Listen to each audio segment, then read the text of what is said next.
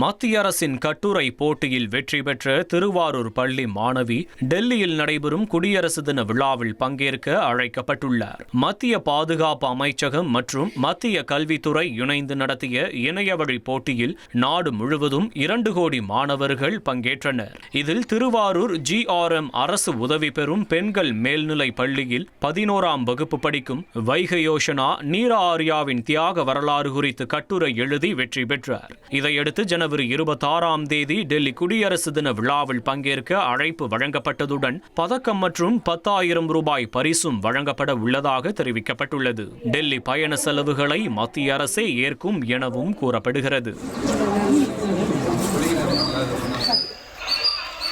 வேலூர் மாவட்டம் குடியாத்தத்தில் முன்விரோதம் காரணமாக வீட்டின் முன்பு முட்டை மந்திரித்து வைக்கப்பட்டதாக போலீசில் புகார் அளிக்கப்பட்டுள்ளது. குடியாத்தத்தை சேர்ந்த மஞ்சுளா என்பவரின் கணவர் மற்றும் மகன்கள் வெளியூரில் பணியாற்றி வருகின்றனர். இந்த நிலையில் அவருக்கும் அருகாமையில் வசிக்கும் ஒரு குடும்பத்தினருக்கும் தொடர்ந்து பிரச்சனை ஏற்பட்டு வந்துள்ளது. இந்த நிலையில் வீட்டின் முன்பு முட்டை மந்திரித்து வைக்கப்பட்டிருந்ததை பார்த்து மஞ்சுளா அதிர்ச்சியடைந்துள்ளார். CCTV கேமராவில் பார்த்தபோது அவர்களிடம் பிரச்சனை செய்தவர் முட்டையை வைத்து சென்றது பதிவாகியுள்ளது. இதனிடையே இந்த சம்பவம் குறித்து காவல் நிலையத்தில் மஞ்சுளா புகார் அளித்துள்ளார். சென்னை வேளச்சேரியில் சாலையோர குப்பையில் 2 பைகளில் இருந்த டம்மி ரூபாய் நோட்டுகளை கண்டு தூய்மை பணியாளர் அதிர்ச்சி அடைந்தார்.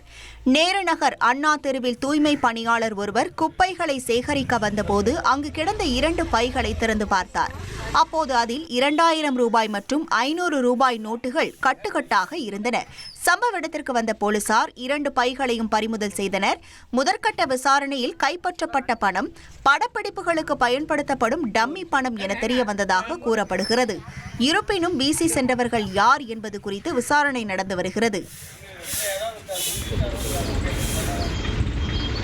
நாமக்கல் மாவட்ட ஆட்சியர் அலுவலக வளாகத்தில் செயல்பட்டு வரும் தமிழ்நாடு விளையாட்டு மேம்பாட்டு ஆணைய மகளிர் விடுதியில் உணவு சாப்பிட்ட 31 மாணவிகள் ஒவ்வாமையால் அரசு மருத்துவமனையில் அனுமதிக்கப்பட்டுள்ள நிலையில் இதுகுறித்து மாவட்ட ஆட்சியர் துர்காமூர்த்தி விளக்கம் அளித்துள்ளார். இது தொடர்பாக செய்தியாளர்களிடம் பேசிய அவர் உணவு பாதுகாப்பு துறையினர் உணவு மாதிரிகளை ஆய்வுக்கு அனுப்பியுள்ளதாக குறிப்பிட்டுள்ளார். மேலும் விடுதியில் சமைத்த சிக்கன் ரைஸ் சாப்பிட்டதால் உடல்நல பாதிப்பு ஏற்பட்டதாகவும் மாணவிகள் தற்போது நலமுடன் உள்ளதாகவும் ஆட்சியர் துர்காமூர்த்தி தெரிவித்துள்ளார். ஒரே நேரத்துல சமைச்சதை சாப்பிட்டுருக்காங்க, எல்லாரும் ஒரே இடத்துல சாப்பிட்டுருக்காங்க. அப்ப இன்ஃபெக்ஷன் ஆகுறது இயற்கைதானே. பாய்சன் அதை 2 பேருக்கு மட்டும் வரும். ஒரே இடத்துல சாப்பிட்டுருக்காங்க, அங்கேயே சாப்பிட்டுருக்காங்க. அதுலதான் ரீசன். சிக்கன் ரைஸ் சாப்பிட்டுருக்காங்க சார் நைட். அதுதான் விடுதியில பண்ணது மேடம். இப்போ நம்ம சாம்பிள் எல்லாம் எடுத்துருக்காங்களா? இல்ல எல்லாமே எடுத்துருக்கோம் சார். நேத்தே பிரிலிமினரி டெஸ்ட்லாம் பார்த்துட்டோம். வாட்டர்ல அந்த மாதிரி எல்லாம் எதுவும் இல்ல. ஃபர்தர் ரிப்போர்ட் வெயிட் பண்ணிட்டு இருக்கோம். எல்லாருமே நல்லா இருக்காங்க. மதுரை மீனாட்சி சுந்தரேஸ்வரர் கோயிலில் தை மாத தெப்ப உற்சவம் கொடியேற்றத்துடன் கோலாகலமாக தொடங்கியது.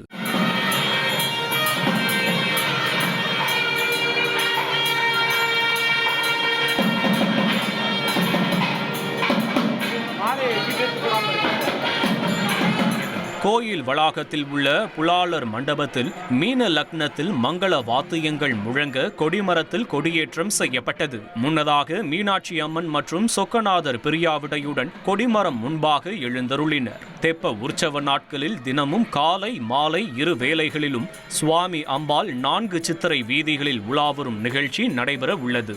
முக்கிய நிகழ்வாக பிப்ரவரி 1ஆம் தேதி வண்டியூர் தெப்பக்குளத்தில் அலங்கரிக்கப்பட்ட தெப்பத்தில் சுவாமி அம்பாள் வலம் வரும் நிகழ்ச்சி நடைபெற உள்ளது. கொடைக்கானலில் நீண்ட நாட்களுக்கு பிறகு மீண்டும் உறைபனி தொடங்கியுள்ளது. நட்சத்திர ஏரி, ஜிம்கானா மைதானம் உள்ளிட்ட பகுதிகளிலும் புல்வெளிகள் மீதும் வெண்போர்வை போர்த்தியது போல் உறைபனி காணப்பட்டது.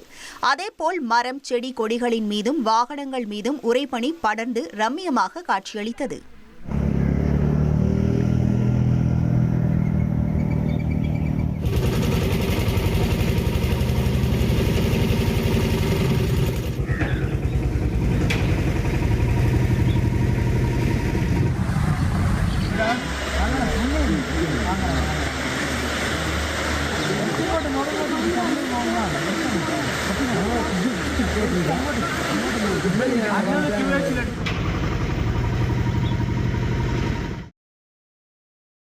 நீலகிரி மாவட்டம் கூடலூர் கேரள சாலையில் காட்டு யானை நடமாடியதால் வாகன ஓட்டிகள் அச்சமடைந்தனர்.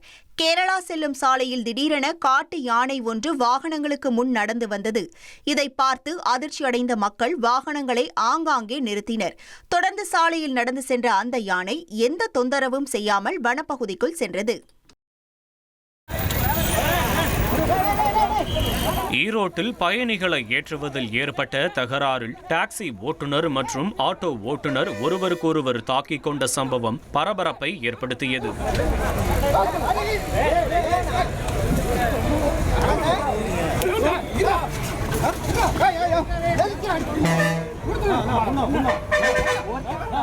ஈரோடு மத்திய பேருந்து நிலையத்திற்கு உள்ளே வந்து பயணிகளை ஏற்றிய டாக்ஸி ஓட்டுநரை இது எங்க ஏரியா உள்ள வராதே என கூறி ஆட்டோ ஓட்டுநர்கள் தகராறில் ஈடுபட்டதாக கூறப்படுகிறது.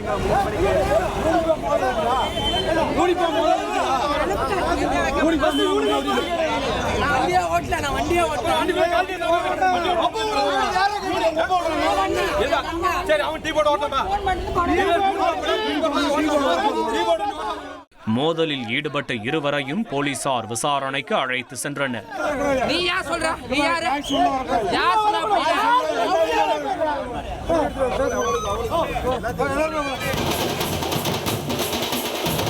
தைப்பூச திருவிழாவை முன்னிட்டு பழனி தண்டாயுதபாணி சுவாமி கோயிலில் ஜனவரி 31 முதல் பிப்ரவரி 2ஆம் தேதி வரை சிறப்பு கட்டண தரிசனம் ரத்து செய்யப்படுவதாக கோயில் நிர்வாகம் சார்பில் அறிவிக்கப்பட்டுள்ளது. இந்த நாட்களில் பக்தர்கள் அனைவரும் இலவச தரிசன முறையில் அனுமதிக்கப்படுவார்கள். பல்வேறு ஊர்களிலிருந்து பாத யாத்திரை பக்தர்கள் பழனிக்கு குவிந்து வரும் நிலையில் கூட்ட நெரிசலை கட்டுப்படுத்தவும் அனைவருக்கும் சமமான தரிசனம் வழங்கவும் இந்த நடவடிக்கை மேற்கொள்ளப்பட்டுள்ளதாக தகவல் வெளியாகியுள்ளது.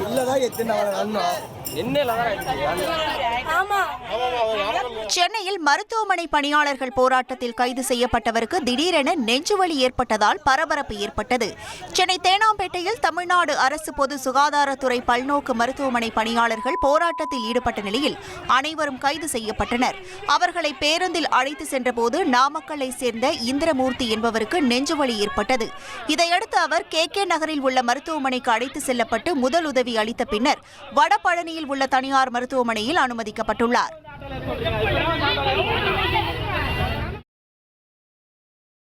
கடலூர் மாவட்டத்தில் 2 பள்ளி மாணவிகளை கடத்தி பாலியல் தொழிலில் ஈடுபடுத்திய வழக்கில் தலைமறைவாக இருந்த 3 பேருக்கு தலா 10 ஆண்டு சிறை தண்டனை விதித்து போக்சோ சிறப்பு நீதிமன்றம் தீர்ப்பளித்தது.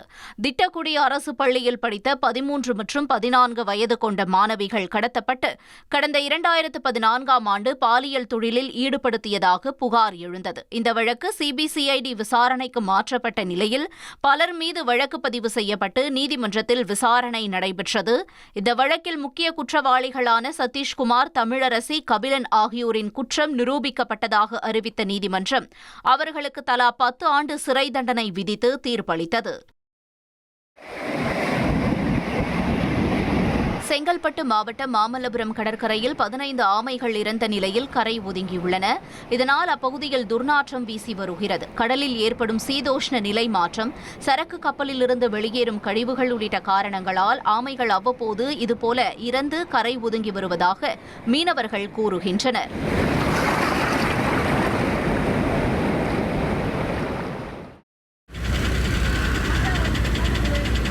அரசு பேருந்தில் மதுபானம் கடத்தியதாக திண்டிவனத்தில் ஓட்டுநர் கைது செய்யப்பட்ட சம்பவம் பரபரப்பை ஏற்படுத்தியுள்ளது. புதுச்சேரியிலிருந்து திருப்பதி சென்ற அரசு பேருந்தில் மதுபானம் கடத்தப்படுவதாக ரகசிய தகவல் கிடைத்ததை தொடர்ந்து திண்டிவனத்தில் போலீசார் பேருந்தை நிறுத்தி சோதனை செய்தனர். இதில் ஓட்டுநர் இருக்கையின் பின்னால் இருந்த பையில் 13 மது பாட்டில்கள் இருந்தது கண்டுபிடிக்கப்பட்டது. இதையடுத்து மது பாட்டில்கள் பறிமுதல் செய்யப்பட்டு திருவாரூரைச் சேர்ந்த ஓட்டுநர் ஏகாம்பரம் கைது செய்யப்பட்டார். இந்த சோதனை காரணமாக பயணிகள் 1 மணி நேரத்திற்கு மேலாக காத்திருக்கும் நிலை ஏற்பட்டது. மதுரையில் போர்வெல் ரிக் உரிமையாளர்கள் மற்றும் ஏஜென்ட்டுகள் நடத்திய 3 நாள் வேலைநிறுத்த போராட்டம் நிறைவு பெற்றது. சீனா ஏற்றுமதி தடை காரணமாக கார்பன் ட்ரில்லிங் பிட்டுகளுக்கு தட்டுப்பாடு ஏற்பட்டதுடன் அதன் விலை 150% வரை உயர்ந்ததாக கூறி மதுரையில் போர்வெல் ரிக் லாரி உரிமையாளர்கள் கடந்த 3 நாட்களாக வேலைநிறுத்த போராட்டத்தில் ஈடுபட்டனர். போராட்டத்திற்கு பின் செய்தியாளர்களிடம் பேசிய லாரி உரிமையாளர்கள் போர்வெல் உதிரி பாகங்கள் விலை உயர்ந்ததால் போர்வெல் கட்டணத்தை உயர்த்த வேண்டிய கட்டாயம் ஏற்பட்டுள்ளதாக தெரிவித்தனர். திருச்செந்தூரில் கோவில் முன்பு கடல் திடீரென சுமார் 100 அடி உள்வாங்கியதால் பக்தர்கள் மத்தியில் பரபரப்பு ஏற்பட்டது.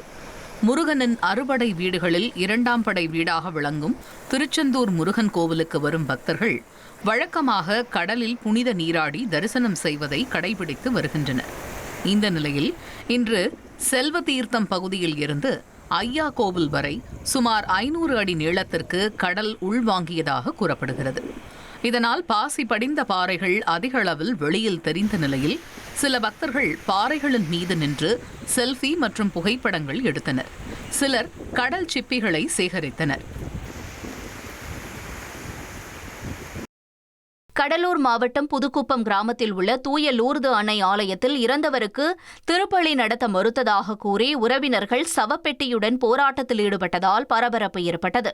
புதுக்குப்பம் மற்றும் தோராங்குப்பம் பகுதிகளைச் சேர்ந்த இருதரப்பினருக்கிடையே கடந்த ஆண்டு மோதல் ஏற்பட்டதை தொடர்ந்து தேவாலயம் மூடப்பட்டதாக கூறப்படுகிறது. இந்த நிலையில் புதுக்குப்பம் பகுதியைச் சேர்ந்த ஜேசுதாஸ் உடல்நலக் குறைவால் உயிரிழந்த நிலையில் கிறிஸ்தவ முறைப்படி திருப்பலி நடத்தி அடக்கம் செய்ய ஏற்பாடுகள் செய்யப்பட்டன. ஆனால் எதிர்ப்பு காரணமாக தேவாலய ஊழியர்கள் திருப்பள்ளிக்கு வர மறுத்ததாகவும் இதனால் 2வது நாளாக உடலை தேவாலயம் முன்பு வைத்தே உறவினர்கள் போராட்டம் நடத்தினர்.